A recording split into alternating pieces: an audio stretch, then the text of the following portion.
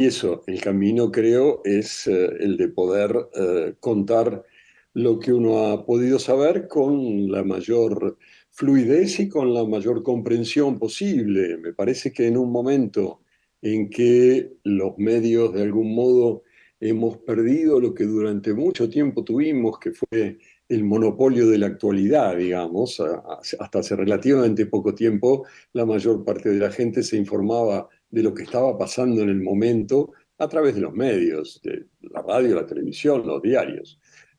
Ya no es así. Muchas veces, muy a menudo, la gente se informa a través de las redes sociales y demás. Entonces, hay muchos colegas que están preocupados por eso, como que nos hemos Mm. quedado sin lugar.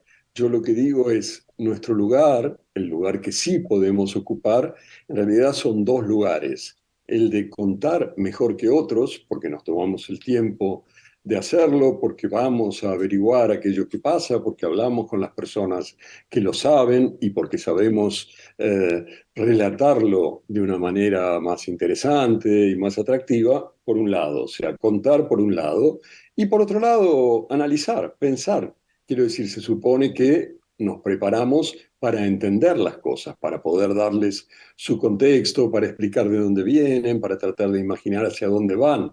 Entonces digo, si ya no somos los dueños de la inmediatez y de la actualidad, tenemos que afirmarnos en eso que nos queda, el buen contar y el bien pensar, ¿Por qué no ¿no? dice por qué Supongo. dice que no somos dueños de la inmediatez? Más bien podría pensarse lo contrario en un mundo tan abocado a lo virtual, ¿no? Inclusive todo lo que ha traído esta sacudida informativa a través de las plataformas interactivas. La OMS hace poco habló sobre la infodemia, más bien de esa capacidad o esa cantidad de noticias que van sacudiendo a la humanidad a través de las plataformas, de las redes sociales.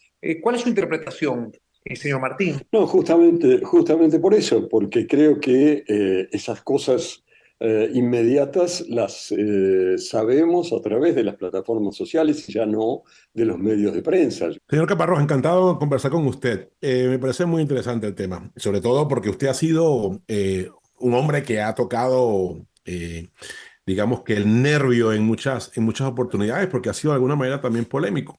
Como lo fue, por ejemplo, el señor Sánchez Dragó, ¿no? Por supuesto, en otra esfera diferente, pero sí de alguna manera ha generado, pues, cierto polvo a favor y en contra.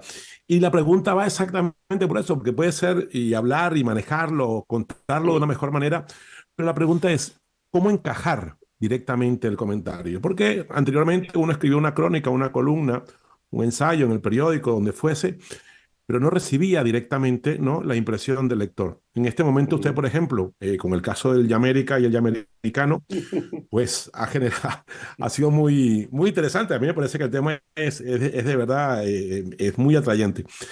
Pero la respuesta llega, ¿no?, directamente al que expone la idea. ¿Cómo se maneja eso de que directamente tu trabajo sea evaluado con estrellas, como es evaluado el taxista, ahora es evaluado también el periodista? Ujú. Mira, a ver, para empezar quería aclarar muy brevemente que la polémica a la que hace referencia empezó cuando yo dije hace unos días, hace 10 días creo, en el Congreso de la Lengua que se celebró en Cádiz, estos congresos que organizan cada 3 años las academias de la lengua de todos nuestros países. Yo dije que me parecía que nuestro idioma, el idioma que hablamos, que algunos llaman español, que otros llaman castellano, merecía otro nombre para no seguir llamándonos con el nombre o de una región o de un país que no son los nuestros. Y que es curioso, decía yo, que en un momento en que hay tanta susceptibilidad hacia los nombres de las cosas, no nos hayamos puesto a pensar que, bueno, que hay 40 millones de personas que hablan español en España, que es su idioma y su gentilicio, y hay 400 y pico millones de personas que hablamos ese mismo idioma en otros lugares, en otros 20 países, y que lo decisivo de esos países es que ya no son españoles, es que hace 200 años que no son españoles, y que entonces quizás valía la pena buscar otro nombre para ese idioma. Yo dije en americano, dije, es una propuesta tan mala como cualquier otra. Lancé una para dar como una posibilidad, pero me parece que lo importante de lo que yo trataba de decir, si es que hay algo importante en ello, es que me gustaría que nos pusiéramos a buscar un nombre para este idioma que Sí. hablamos que no remita a otro país. A mí esta idea de que haya una respuesta posible de los lectores me parece Ujú, espléndida. Me parece, me gusta mucho, me alienta, me da más ganas de plantear cuestiones. Lo que me molesta sin ninguna duda y me incomoda sin ninguna otra es que tantas veces las respuestas consisten sobre todo en insultos, ¿no? Mm. Digo, que lo que las redes nos permiten es justamente expresar ideas, debatirlas, pensarlas. Bueno, no parece que hayamos aprendido todavía, ojalá alguna vez lo aprendamos, porque vale la pena, porque es un instrumento extraordinario. Sí, me gusta ese tema del debate y sobre todo esa apuesta que nos dan las redes sociales a la mayoría de los usuarios para ese comportamiento a veces inquisidor. Yo hablé sobre los riesgos, pero justamente con todas estas nuevas formas de comunicar que nos dan las redes sociales, ¿cuáles son los desafíos, señor Martín? ¿Qué desafíos nosotros y las nuevas generaciones tienen entendiendo toda esta transición tan, sí, bueno, tan, quiero decir, puede ser complicada desde una óptica, Mm. pero sí mucho más democrática para la expresión de la mayoría? Creo que ahí está un poco la clave. Estas nuevas formas permiten una aproximación mucho más democrática a la posibilidad de decir cosas. Yo cuando empecé a querer hacer alguna revista, algún diario, tenía muchas dificultades, teníamos todos muchas dificultades. Había que conseguir dinero para comprar papel y para mm. pagar una imprenta y una distribución y después ir a cobrar esa distribución que no te la pagaban y que esto y que lo otro y que lo demás allá. En cambio ahora es mucho más fácil decir cosas. Que te escuchen es otro problema, pero si tienes cosas interesantes que decir, ponerlas en una página web es absolutamente fácil e inmediato. Eso es otra ventaja que deberíamos aprovechar y que algunos, por supuesto, están aprovechando y es una suerte que así lo hagan. Estamos conversando con el señor Martín Caparrós, que acaba de recibir hace no mucho, bueno, el premio Ortega y Gasset. Bueno, más de 15 novelas, bueno, ensayos, crónicas, y habla de los premios. A mí me parece muy interesante. Y le pregunto, ¿cómo es posible? ¿Dónde se establece que un artista puede ser mejor que otro? Es decir, ¿en dónde puede decir este es el ganador? Igual que un guitarrista o un hombre que toca un piano, es decir, este es mejor que otro, ¿no? Y eso pasa en el fútbol y pasa igualmente en la literatura. Eso es válido porque hay tantos premios en donde a veces quedan descolgados. En nuestro país tenemos a Rafael Cádenas, que siempre soñamos con que le entreguen a lo mejor un premio Nobel, porque creo que se lo merece con todo lo que ha hecho en toda su carrera, y no se lo entrega. Y es como decir, ¿cómo es posible que Rafael no pueda recibir un premio de la categoría del premio Nobel? Bueno, mira, para empezar lo del premio Nobel, yo diría que mejor que no se lo den, porque la lista de los grandes literatos de los últimos 100 años es la de aquellos que nunca recibieron el premio Nobel. Es mucho más prestigioso estar en la lista de los que no que estar en la lista de los que sí. Siempre me impresiona mucho, además, que cómo pudo ser que 15 señores de una academia escandinava de literatura nos convenzan de que ese escritor más o menos desconocido que ellos eligen cada año es el mejor. Es inverosímil que les creamos, o sea, para empezar, ¿no? Que les hagamos Mm. caso. Son gente muy, qué sé yo, con muy poca autoridad en el sentido más noble de la palabra. Pero es cierto, los premios son siempre un azar absoluto, ¿no? Y justamente hay una diferencia grande con el fútbol, es que yo creo que una de los grandes atractivos del fútbol es que allí, a diferencia de casi todo el resto de la vida, se sabe quién gana y quién pierde.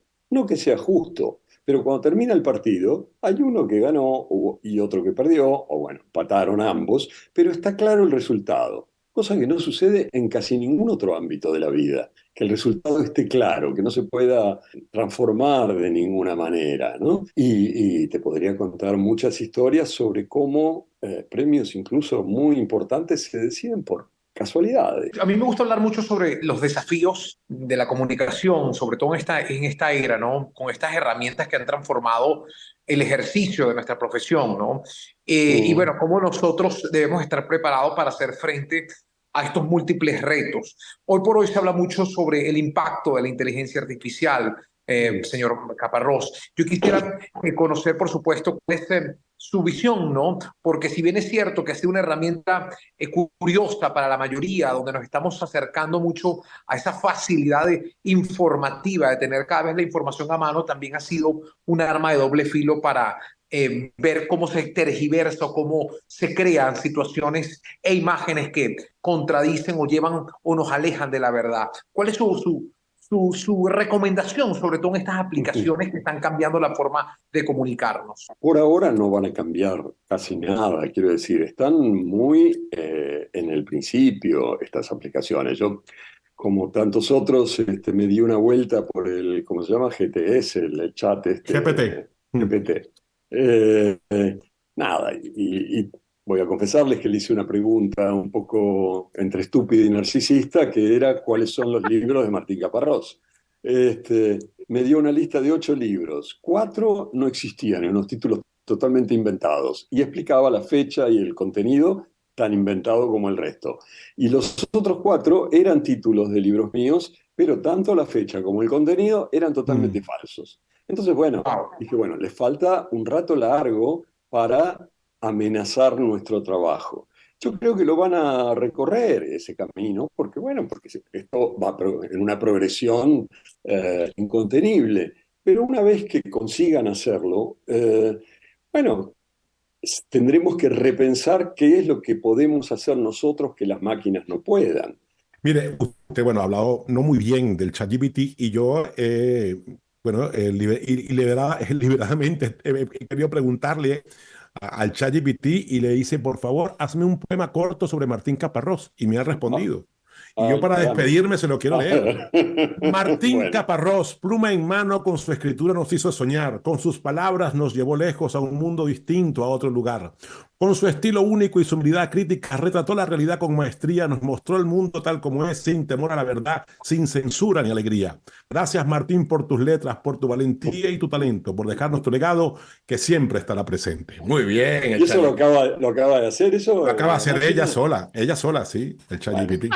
es muy, en mi barrio decimos chupamedias, no sé cómo dicen ustedes, muy Exactamente halagadora, decimos lo mismo en digamos. en el mío. Jalamecate, Es el jalamecate, jalamecate, nosotros sí. También es chupamedias, pero jalamecate nos queda mejor. ¿Cómo es? ¿Alabecate?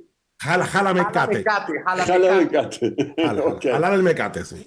Muchísimas gracias, señor Caparrós, ¿eh? Gracias, profesor. Muchas Gracias, señor gracias. Martín. Gracias a ustedes. Hasta cualquier momento. Abrazos. Chao, chao. Bueno, llegó el momento de despedir este programa, como siempre agradeciéndole a todos los que nos acompañaron, querido Candal, agradecido también por esa maravillosa entrevista y en especial a nuestros anunciantes. Este programa llega a ustedes gracias a Banesco. Paga lo que quieras con el nuevo pago móvil. Sonidos que te llenan de alegría en todo el país.